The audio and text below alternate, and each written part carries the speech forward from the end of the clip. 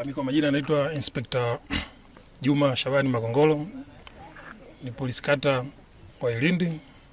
Jana majira saa 8 kama nusu tulikuwa ofisi ya mtendaji tukiendelea na majukumu mengine. Nilipigiwa simu na mwenyekiti wa kijiji kwamba kuna ajali imetokea na hii imesababisha kifo cha watu wawili. Basi muda huo tukaja paka hapa tena tukio. Kwa tukakuta kuna ajali imetokea hapo. Vijana walikuwa wanabomoa kanisa, walikuwa wapo 7. Wanne wadondokewa na ukuta, lakini katika hao 4 wawili walipoteza maisha hapo. Wawili wakapelekwa zahanati ya kijiji kwa kupatiwa huduma ya kwanza. Baada hapo taratibu nyingine za kiusalama zaidi ziliendelea, kama kuzungushia, kuweka cordon tape katika eneo la tukio ili madhara mengine yasiweze kutokea, na kuwapatia PF3 wale majeraha, kwa sababu majeraha yalikuwa ni makubwa. Kwa hiyo ikatakiwa kwamba watakuwa wapeleke hospitali ya mkoa, na taratibu za ambulance zikafanyika kwa wepesi. Tunashukuru ambulance ilifika kwa wakati, wakachukua wale majeraha wawili wakana kimbizo hospitali ya mkoa ya General Hospital. Baada hapo taratibu nyingine huku ziliendelea.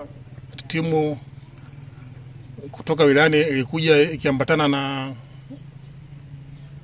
mganga mkuu wa wilaya kuja kufanya postmortem. Na kweli walifika hapa tukifanyia ile miili iliyokuwa postmortem na taratibu nyingine, na kuchukua maelezo kwa mashahidi ambao walikuwa walishuhudia tukio likitokea, na kukabidhi ndugu kwa taratibu nyingine za mazishi.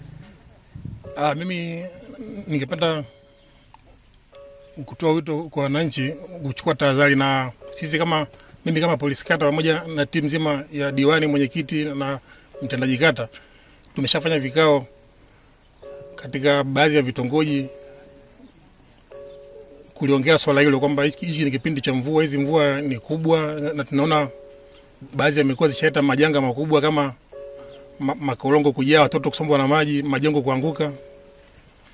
Kwa maana hii elimu tushakuitoa, sema ili nadhani limekuja kivingine, maana ili ukiangalia hapa nasema ilikuwa jengo chakavu, lakini alikuasiliwa kwa akidondoka kwa sababu ya maji ilikuwa linabomolewa. Katika kubomolewa, nadhani sasa katika ubomoaji hapo mbinu ile iliyotumika pengine na nikasema haikuwa sahihi, au wabomoaji hawakuwa na uzoefu wa kubomoa majengo kama haya. Ndio maana ikaanza kutoa tukio. Lakini kama elimu tunaitoa na tutaendelea kuitoa ili kuweza kuwanusuru wananchi wetu na majanga kama haya.